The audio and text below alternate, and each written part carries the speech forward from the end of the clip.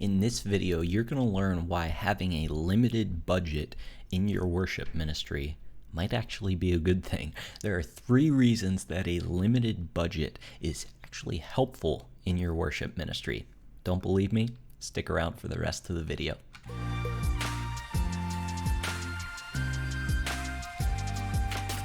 Hey everybody, Spencer here from leadingworshipwell.com, your daily dose of practical worship leading tips. If you want to find those tips, head over to Instagram or Facebook at leadingworshipwell, or you can find them at the website leadingworshipwell.com. But you're here on YouTube, so go ahead, hit the subscribe button so you don't miss out on future worship leading videos just like this one. And also hit the like button while you're down there. And let's get into this, because today we're talking about 3 reasons that having a limited budget is helpful in your worship ministry. Does that sound right? How could a limited budget be helpful in your worship ministry? Take a look at that picture real quick. Look at all those crisp $1 bills. That's literally tens of dollars right there. Imagine if you had that for your worship ministry. You could just buy all of your problems away. You could just buy things to cover them up, right? It seems like that's how we, now that's an exaggeration, but that's how we often think. If I just had a little bit more money, I could solve the problems in my ministry. I could maybe hire musicians. I could buy new sound equipment. I could buy a new instrument. I could buy a new guitar pedal, whatever it is. I need this piece of gear to finally solve my problem. But what I want to show you today is that there's actually benefits, and it's helpful to have a limited budget. I'm going to be sharing with you these 3 reasons, and let's get into it, because what having a limited budget causes you to do is it causes you to focus on the fundamentals. What are the fundamentals for you? Think about your instrument. Think about what the fundamentals are for you on that, whether it's guitar or your vocals or your keyboard or bass or drums, whatever it is. What are the fundamentals? Because we love to buy new gear, spend more money, but we don't always love to focus on the fundamentals. And gear can quickly become a distraction. It takes you away from learning those things that you really should be learning. We get so caught up in what's the next piece of gear that I could buy, especially when you have that money at your disposal. Whenever you say, hey, I've got $500 in the budget, I could probably buy this and that would solve this problem. But the truth is that you need to focus about 95% of the time. The solution is not to buy more gear, it's to focus on the fundamentals, whether that's having your band play in time or getting a certain tone with your guitar. I understand that there's pedals that you may need to, make distortion happen or have reverb or whatever, but chances are you already have something that can kind of do that, and if you just learn how to appropriately use what you already have, that's going to put you way ahead instead of just buying a piece of gear. Too often we use gear as a band-aid. And not to aid your band. We do that sometimes, and sometimes you do need gear to aid the vision and the mission of your band, but I'm talking about a band-aid in that it covers up a problem.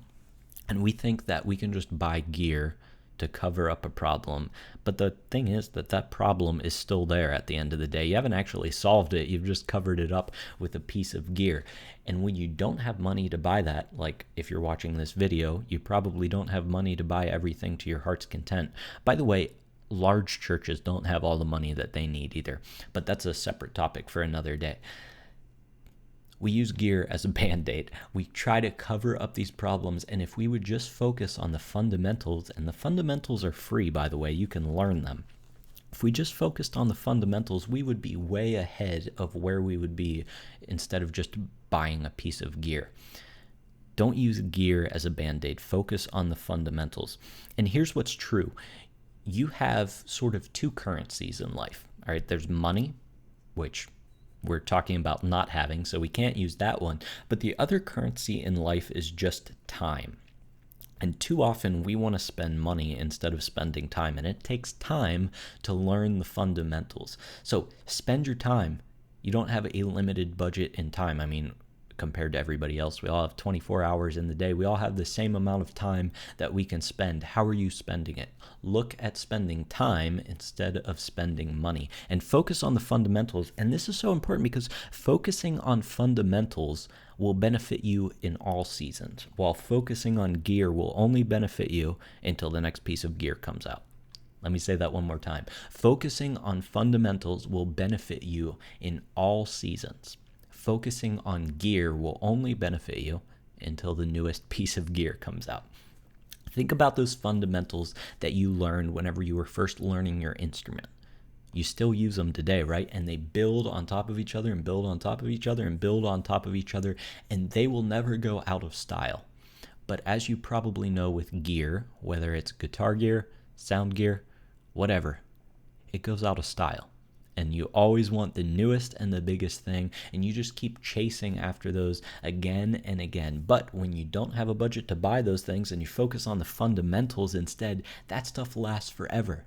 And you can build and build and build, and then if you eventually do get a little bit of extra budget to spend on gear, now you can use those fundamentals that you should be building anyways in coordination with that gear and have an even bigger impact than if you just tried to buy gear to solve the problem in the first place. And this is why having a limited budget is actually a good thing, because it forces you to focus on the fundamentals, those things that are going to last you a lifetime in your musicianship, in your leadership, in your church in general. So having a limited budget causes you to focus on the fundamental. Here's the second thing it does is it fosters creativity. When you don't have all of the money in the world to spend, you have to get really creative.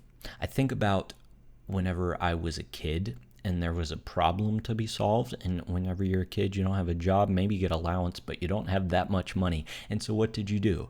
You got really creative to solve whatever problem you had, right? Now, what do we do that we're adults and we have jobs? You hop on Amazon and buy whatever you need, right? You don't think about creativity. You just go and buy the thing that you need instead of being creative. But a lack of gear forces you to be creative. A lack of budget forces you to be creative, and you have to figure out how to do whatever you want to do in a different way without spending money. And so that's just the truth of having a limited budget. But that creativity is so important.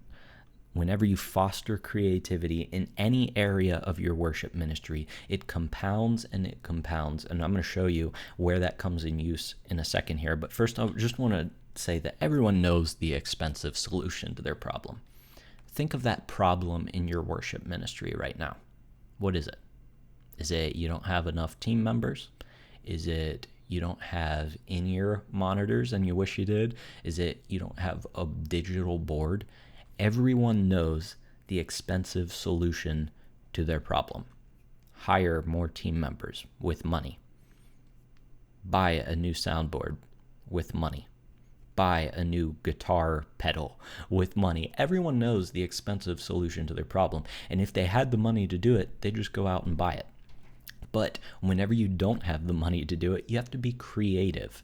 And don't make excuses, be creative, because this creativity benefits other areas of your ministry as well. The worship ministry is a very creative process all throughout. And there's like a bunch, but I'm going to share 3 ways that you're creative in your worship ministry. The first is songwriting, right? I mean, that takes creativity, and creativity is like a muscle. The more you use it, the better it becomes, and not just in one particular area, but in all areas. So when you're creative in your problem solving because you have a limited budget, that feeds into all of these other areas where you should be being creative in your worship ministry. So songwriting is a creative process. It takes a lot of creativity to write a song. That's number 1. Set list planning. You got to think about how all of those songs work together and how you can mix them together. There's a certain amount of creativity that happens in that. And then additional creative elements in your worship service, whatever that looks like for your church, whether that's like videos that you create or dances or whatever you do at your church that's like a creative element in your service. The fact that you have a limited budget and have to think creatively constantly fosters more and more creativity, and all of that feeds and feeds and feeds on each other and makes you more creative in all areas of your worship ministry. A limited budget makes you a problem solver instead of a product purchaser. You're not just thinking about what do I need to buy next. You're thinking about that creative solution to solving the problem that lies in front of you. And creativity in any process is really just a set of problem solving. There's some problem that you're trying to overcome, and you have to figure out the solution to every step. Whether that's a song, you have to think, okay, this is the idea that I want to communicate. How do I best do it? There's a problem here because I can't communicate it well. I need to find a better way to do it. There's problem solving.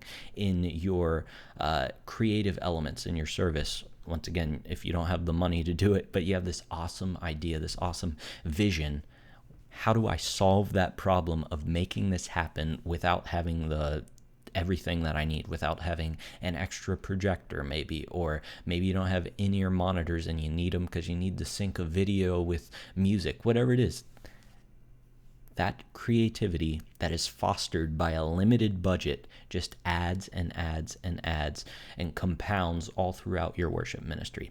So there is a benefit in having a limited budget because it fosters creativity. And finally, a limited budget makes you include other people. When you can't just buy the solution to your problem, it forces you to include other people. And what you quickly realize is that you can't do this on your own. You can't just spend infinite amounts of money. You have to involve other people in your ministry to get things done. And really, that's what the church is all about anyways, right? It's about working together to accomplish the plans of God. It's not about you doing everything by yourself. I talk about this a lot, about how our job as pastors or leaders, whatever you are in your church, your job is not to do everything. Your job is to equip people for the works of ministry. It's to get as many people involved as you possibly can.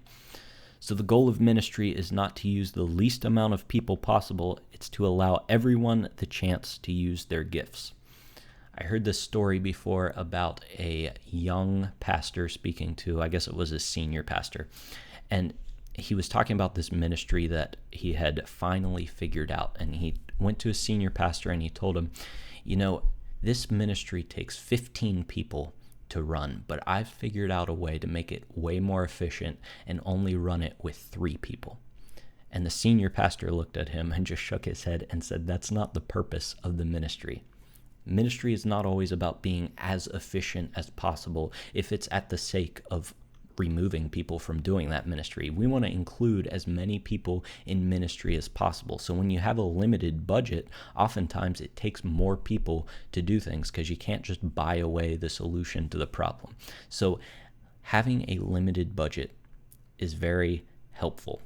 And I want you to start seeing it not as a disadvantage, but as an advantage, because too often we make the excuse of, I can't do that because I don't have enough money, or I don't have the right gear, or whatever it is. And it's actually an advantage because it fosters creativity. It makes you include other people, and it makes you focus on the fundamentals. So if you are in a church with a quote-unquote limited budget, and maybe for you that means that you have $1,000 a year to spend, maybe it means you have $0 to spend, maybe you have $25,000 a year to spend. Everybody defines a limited budget as a different thing, but it always feels limited because there's never enough. But I want to encourage you to see this as an advantage and not a disadvantage. This is a season of growing, and you need to lean into the fundamentals, focus on fostering your creativity, and including as many people as possible in the ministry. Before you go, I want to share with you a free audio training that I put together. It's called 5 Tips to Instantly Improve Your Worship Leading. In this audio training, I cover 5 simple tips that will instantly improve your worship leading. These are really simple things, but you need to be aware of them, because when you're aware of them and just make the conscious effort to incorporate them into your worship leading, it will instantly improve your worship leading. Thanks so much for joining me today. By the way, this was like a follow-up video to a video that I did last week where I took you on a tour of everything that my church uses to make our Sunday morning gatherings happen every single week. You can check it out right here. And I just want to warn you, sorry I bumped the mic there. I just want to warn you that this is not an impressive setup. It's not like we have this amazing setup that I want to share with you. I want to share with you this setup because I think it's realistic to what a lot of smaller churches are using to make Sunday mornings happening, and I want it to be an encouragement to you. I don't want you to look at it and be like, man, they have all this gear, because honestly, our gear is not that impressive, but we managed to make ministry happen every single week at our church, and our church is a small church of 75 to 100 people. We don't have a big budget. Like I said before, we use what we have. So go check that video out if you want to see what I use at my church. And we're forced to foster creativity and use and include other people and focus on the fundamentals. So I'm speaking from experience here. That's it for today, everyone. Thanks so much for joining me. Once again, my name's Spencer Cormany from leadingworshipwell.com. I'll catch you in the next one. Have a good one, guys.